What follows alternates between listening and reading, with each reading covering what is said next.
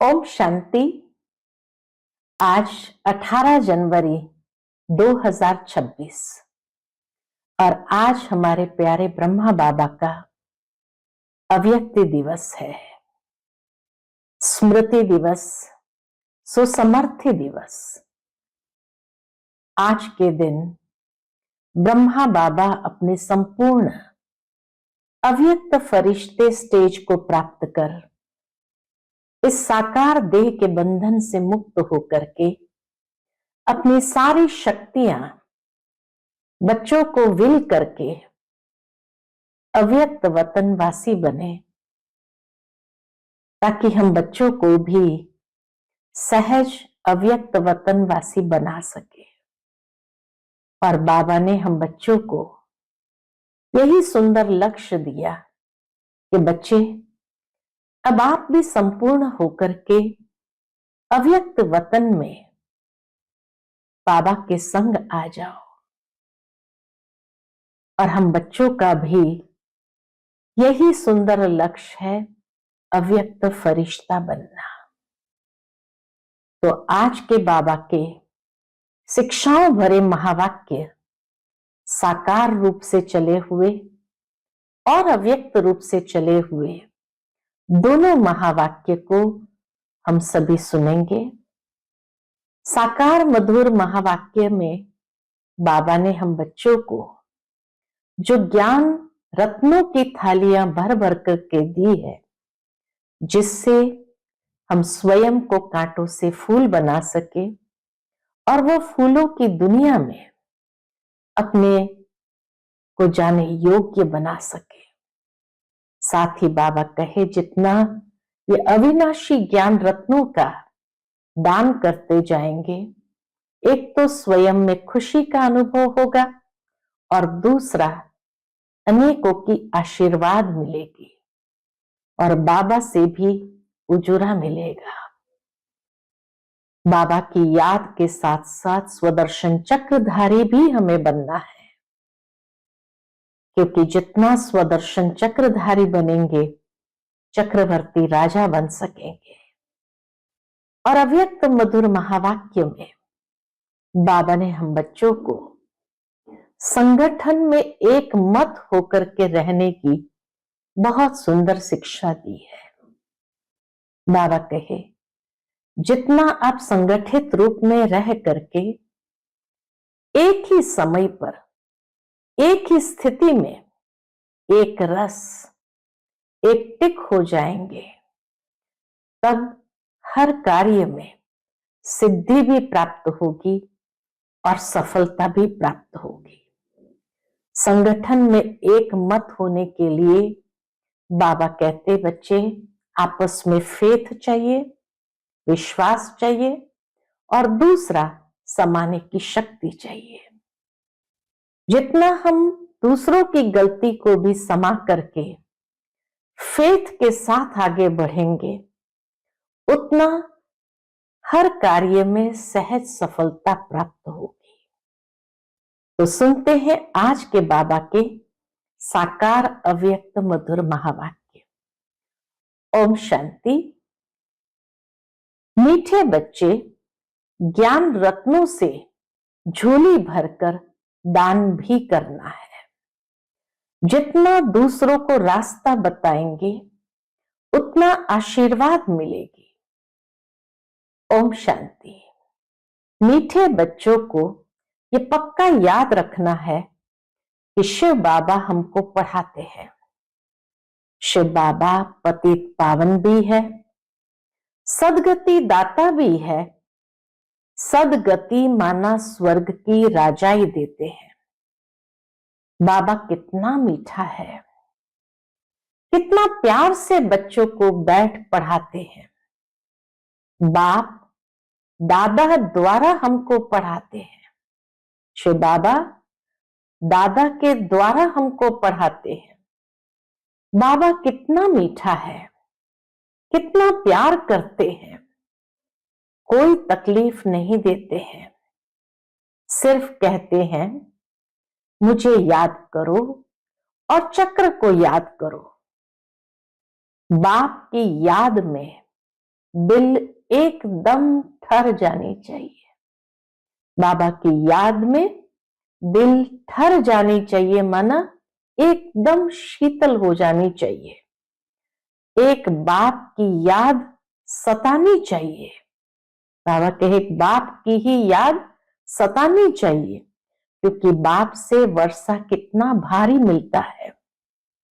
अपने को देखना चाहिए हमारा बाप के साथ कितना लव है, कहां तक हमारे में दैवी गुण है, कितना बाबा से हमारा लव है और कितना दैवी गुण हमने धारण किया है। क्योंकि तुम बच्चे अब कांटों से फूल बन रहे हैं, तो दैवी गुणों की धारणा से ही हम फूल बनते जा रहे हैं। जितना जितना योग में रहेंगे उतना कांटों से फूल सतो प्रधान बनते जाएंगे। फूल बन गए फिर यहां रह नहीं सकेंगे। बाबा कहे जब एकदम खिला हुआ फूल बन जाएंगे फिर यहां रह नहीं सकेंगे। फूलों का बगीचा है ही स्वर्ग। जो बहुतों को कांटों से फूल बनाते हैं उन्हें ही सच्चा खुशबूदार फूल कहेंगे। जो दूसरों को भी आप समान बनाए, बाबा कहे उन्हों को ही सच्चा खुशबूदार फूल कहेंगे। वह कभी किसी को कांटा नहीं लगाएंगे। क्रोध भी बड़ा कांटा है। बाबा कहते क्रोध भी बड़ा कांटा है, बहुतों को दुख देते हैं। अभी तुम बच्चे कांटों की दुनिया से किनारे पर आ गए हो, तुम हो संगम पर।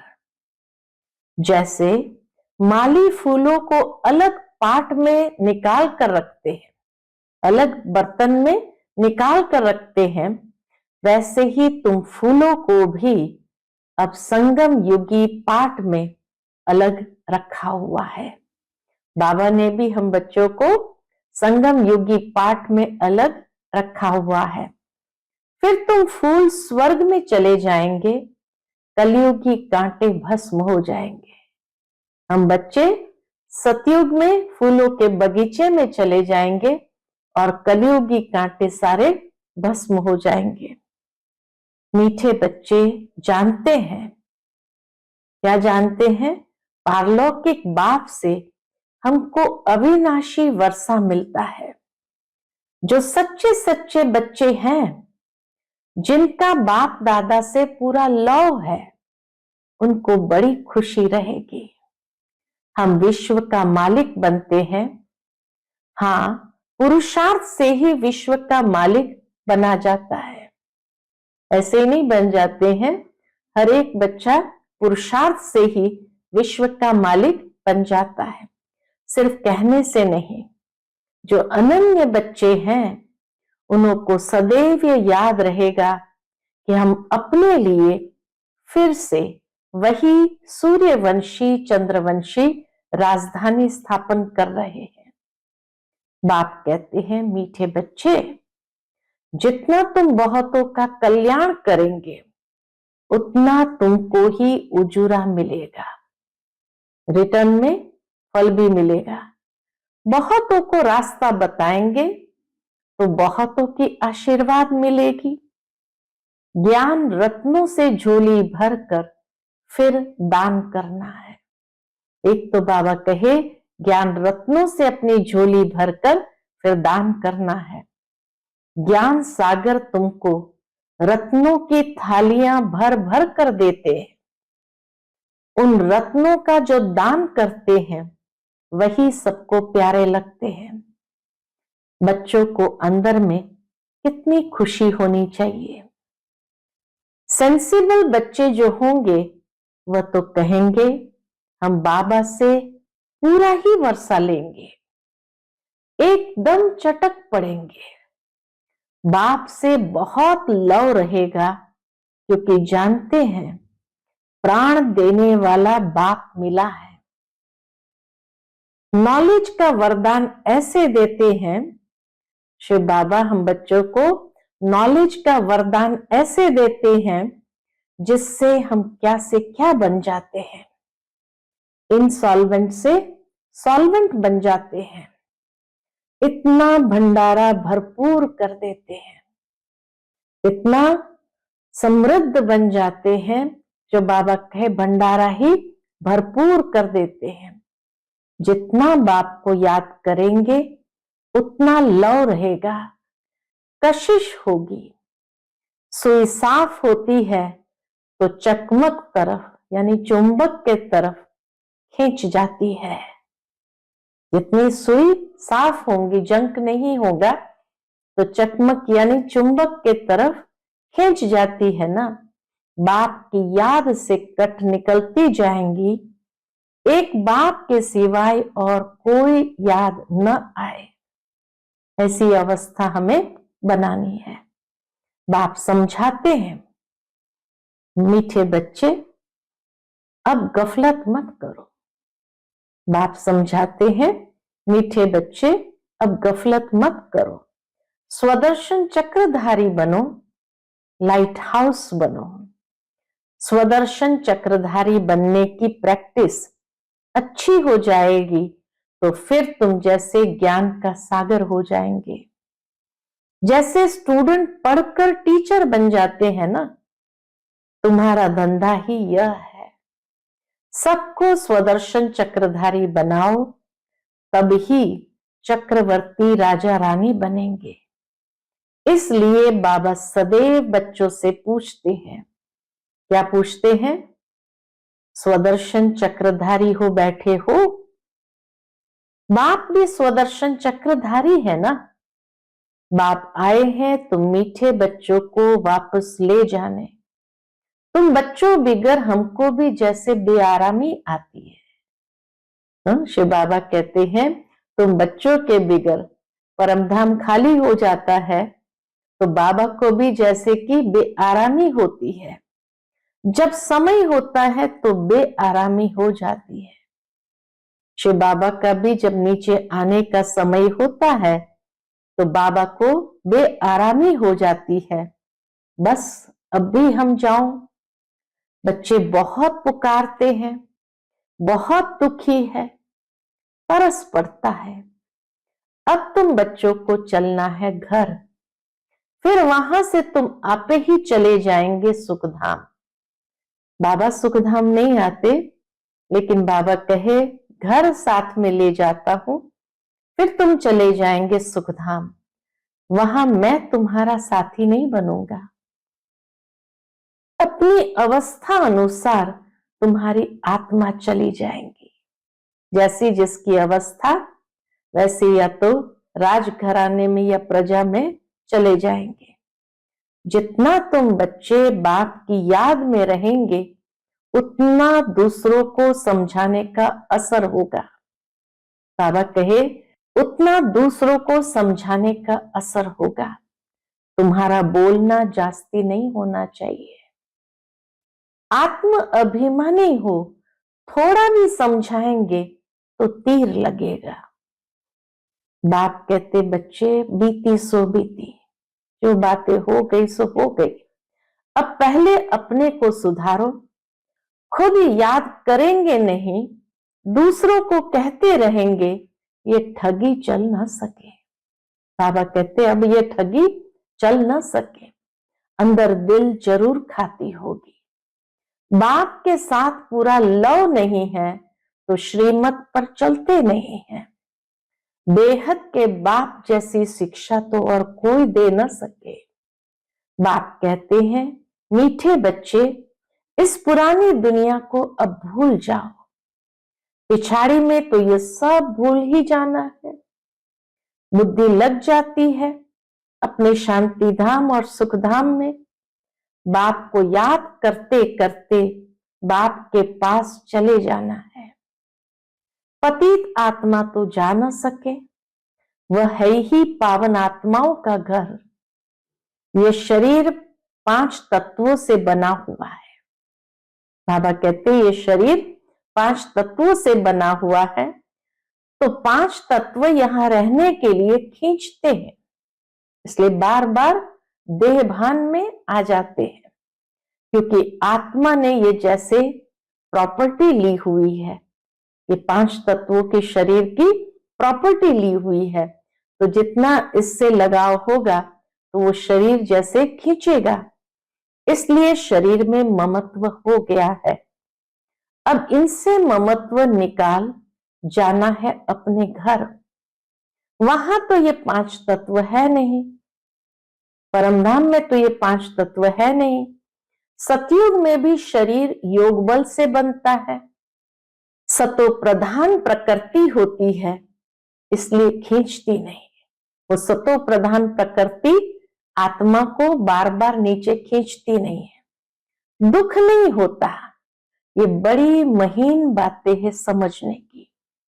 यहां 5 तत्वों का बल आत्मा को खींचता है, इसलिए शरीर छोड़ने की दिल नहीं होती है। इसलिए आत्मा को शरीर छोड़ने की दिल नहीं होती है। नहीं तो इसमें और ही खुश होना चाहिए कि अब जाकर के नया शरीर मिलेगा। पावन बन शरीर ऐसे छोड़ेंगे जैसे मक्खन से बाल। जब एकदम पावन हो जाएंगे तो बाबा कहते शरीर भी ऐसे छोड़ेंगे जैसे कि मक्खन से बाल। तो शरीर से, सब चीजों से ममत्व एकदम मिटा देना है। इससे हमारा कोई कनेक्शन नहीं। बस हम जाते हैं बाबा के पास, इस दुनिया से अपना बैगेज तैयार कर पहले से ही भेज दिया है। साथ में तो चल न सके, बाकी आत्माओं को जाना है। बाबा के साथ आत्माओं को जाना है।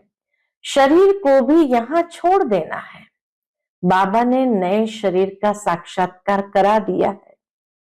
हीरे जवाहरों के महल मिल जाएंगे। ऐसे सुखधाम में जाने के लिए कितनी मेहनत करनी चाहिए, थकना नहीं चाहिए। दिन रात बहुत कमाई करनी है। इसलिए बाबा कहते हैं नींद को जीतने वाले बच्चे मामेकम याद करो और विचार सागर मंथन करो।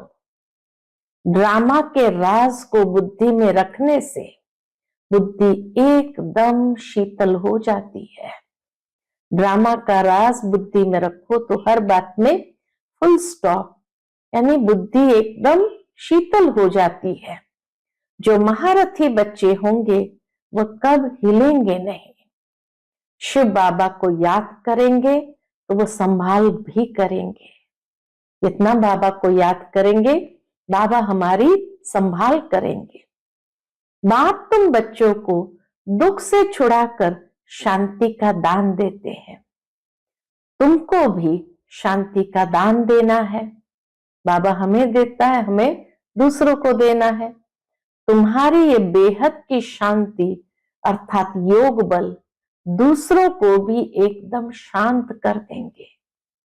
तुम बाप की याद में रहकर फिर देखो ये आत्मा हमारे कुल की है या नहीं।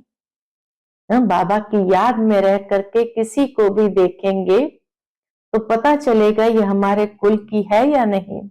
अगर होगी तो एकदम शांत हो जाएगी। जो इस कुल के होंगे उन्हों को ही इन बातों से रस बैठेगा। बच्चे याद करते हैं तो बाप भी प्यार करते हैं। जितना हम याद करते हैं बाबा का भी रिस्पॉन्स मिलता है। बाबा बच्चों को प्यार करते हैं। आत्मा को प्यार किया जाता है। यह भी जानते हैं जिन्होंने बहुत भक्ति की है वही जास्ती पढ़ेंगे। उनके चेहरे से मालूम पड़ता जाएगा कि बाप से कितना लव है। चेहरे से ही मालूम पड़ेगा बाप में कितना लव है। आत्मा बाप को देखती है। बाप हम आत्माओं को पढ़ा रहे हैं। बाप भी समझते हैं हम इतनी छोटी बिंदी आत्मा को पढ़ाता हूं।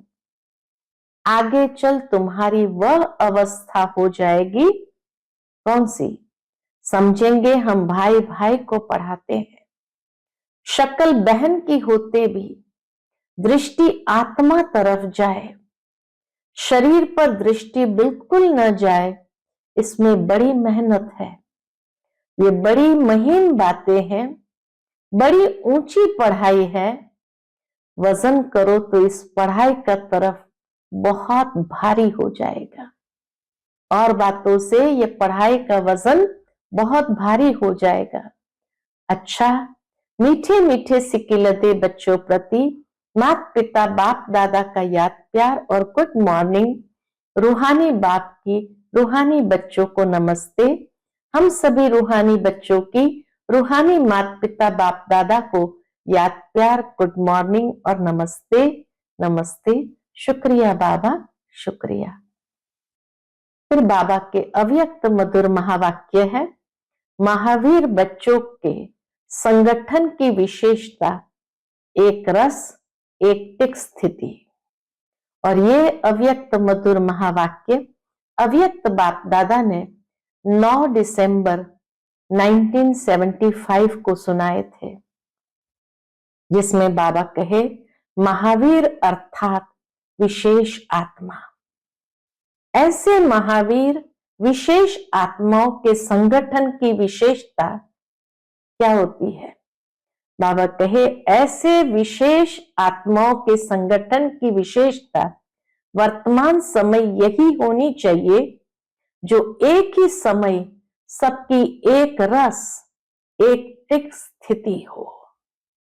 अर्थात जितना समय जिस स्थिति में ठहरना चाहे उतना समय उस स्थिति में संगठित रूप में स्थित हो जाए।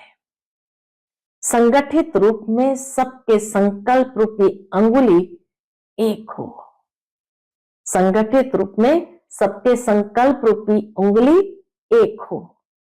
जब तक संगठन की यह प्रैक्टिस नहीं, तब तक सिद्धि नहीं होगी।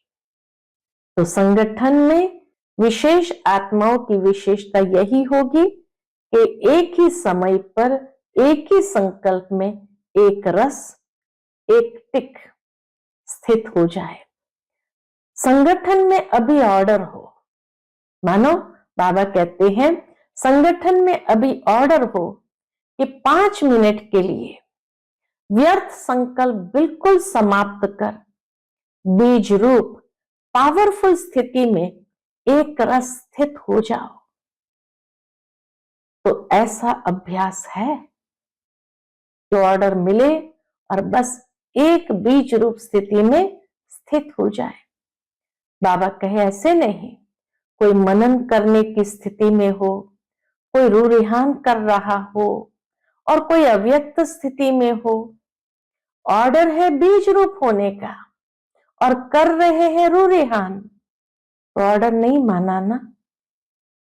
यह अभ्यास तब होगा, बाबा कहे संगठित रूप में भी अभ्यास कब होगा?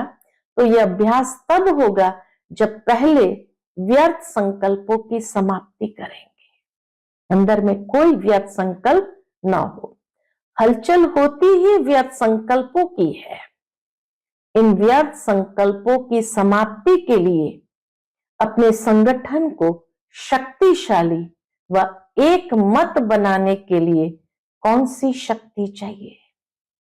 संगठन को शक्तिशाली और एक मत बनाने के लिए कौन सी शक्ति चाहिए? इसके लिए एक तो फेथ विश्वास और दूसरा समाने की शक्ति चाहिए। संगठन को जोड़ने का धागा है फेथ विश्वास। तो ये 2 चीजें चाहिए, एक तो फेथ, दूसरा समाने की शक्ति। किसी ने जो कुछ किया, मानो रॉन्ग भी किया, लेकिन संगठन प्रमाण व अपने संस्कारों प्रमाण व समय प्रमाण उसने जो किया उसका भी जरूर कोई भाव अर्थ होगा।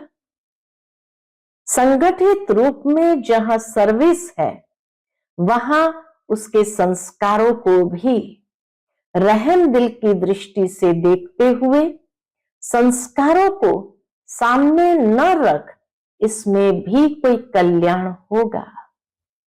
कितनी बड़ी बात बाबा ने कही। किसी का कैसा भी संस्कार हो, लेकिन जहां संगठित रूप में सर्विस है, वहां रहमदिल बन करके उस दृष्टि से देखो, संस्कारों को सामने न रख, इसमें भी कोई कल्याण होगा। इसको साथ मिलाकर चलने में ही कल्याण है। ऐसा फेथ जब संगठन में एक दूसरे के प्रति हो तभी सफलता हो सकती है। पहले से ही व्यर्थ संकल्प नहीं चलाने चाहिए, ऐसा है वैसा है नहीं। जैसे कोई अपनी गलती को महसूस भी करते हैं लेकिन उसको कभी फैलाएंगे नहीं, बल्कि अपनी गलती को समाएंगे। दूसरा उसको फैलाएगा तो भी बुरा लगेगा। कोई हमारी गलती को फैलाता है तो बुरा लगता है। इसी प्रकार दूसरे की गलती को भी अपनी गलती समझ फैलाना नहीं चाहिए। कितना बाबा संगठन को कैसे मजबूत कर रहा है उसकी विधि बताते हैं। व्यर्थ संकल्प नहीं चलाने चाहिए, बल्कि उन्हें भी समा देना चाहिए। इतना एक दो में फेथ हो, स्नेह की शक्ति से ठीक कर देना चाहिए। स्नेह की शक्ति से किसी की गलती को भी ठीक कर देना चाहिए। जैसे लौकिक रीति भी घर की बात बाहर नहीं करते हैं, नहीं तो इससे घर को ही नुकसान होता है। तो संगठन में साथी ने जो कुछ किया उसमें जरूर रहस्य होगा। यदि उसने रॉन्ग भी किया हो तो भी उसको परिवर्तन कर देना चाहिए। ये दोनों प्रकार से फेथ रखकर एक दूसरे के संपर्क में चलने से संगठन की सफलता हो सकती है। तो पहली बात बताई, दूसरे की गलती को अपनी गलती समझकर समा लेना चाहिए, और खाली समाना नहीं लेकिन परिवर्तन कर लेना चाहिए। ऐसा फेथ एक दूसरे में हो तो बाबा कहे संगठन की सफलता हो सकती है। इसमें समाने की शक्ति ज्यादा चाहिए। व्यर्थ संकल्पों को समाना है। बीते हुए संस्कारों को कभी भी वर्तमान समय से टैली नहीं करो, अर्थात मिलाओ नहीं। पास्ट के जो संस्कार रहे हैं उसी बात को बार बार वर्तमान समय के साथ भी मिलाते रहे, ऐसा नहीं करना है। अर्थात पास्ट को प्रेजेंट नहीं करो। जब पास्ट को प्रेजेंट में मिलाते हो तब ही संकल्पों की क्यू लंबी हो जाती है। व्यर्थ संकल्पों की क्यू लंबी हो जाती है, और जब तक ये व्यर्थ संकल्पों की क्यू है तब तक संगठित रूप में एक रस स्थिति हो नहीं सकती। दूसरे की गलती सो अपनी गलती समझना, दूसरे की गलती सो अपनी गलती समझना, यह है संगठन को मजबूत करना। यह तब होगा जब एक दूसरे में फेथ होगा। परिवर्तन करने का फेथ या कल्याण करने का फेथ, इसमें समाने की शक्ति जरूर चाहिए। या परिवर्तन करो या कल्याण करने का फेथ, विश्वास रख करके समाने की शक्ति चाहिए। देखा और सुना, उसको बिल्कुल समाकर वही आत्मिक दृष्टि और कल्याण की भावना रहे। जब अज्ञानियों के लिए कहते हो अपकारियों पर उपकार करना है, तो संगठन में भी एक दूसरे के प्रति रहम की भावना रहे। अभी रहम की भावना कम रहती है क्योंकि आत्मिक स्थिति का अभ्यास कम है।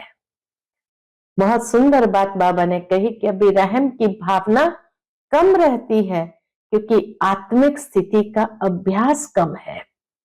ऐसा पावरफुल संगठन होने से ही सिद्धि होगी। अभी आप सिद्धि का आवाहन करते हो, लेकिन फिर आपके आगे सिद्धि स्वयं झुकेगी।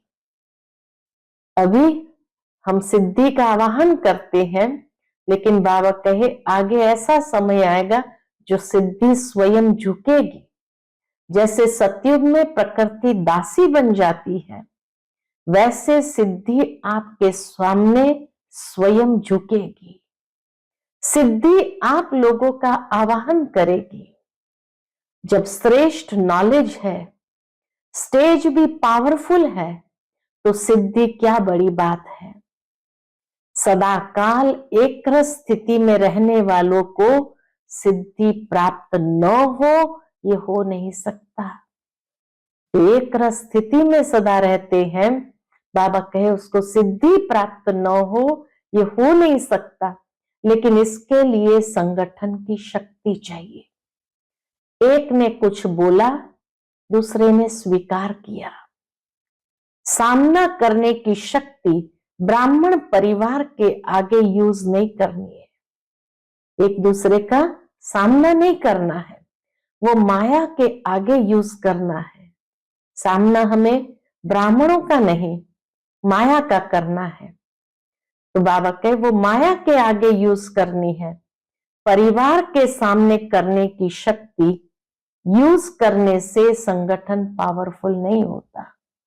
परिवार के सामने सामना करने की शक्ति यूज करने से संगठन पावरफुल नहीं होता।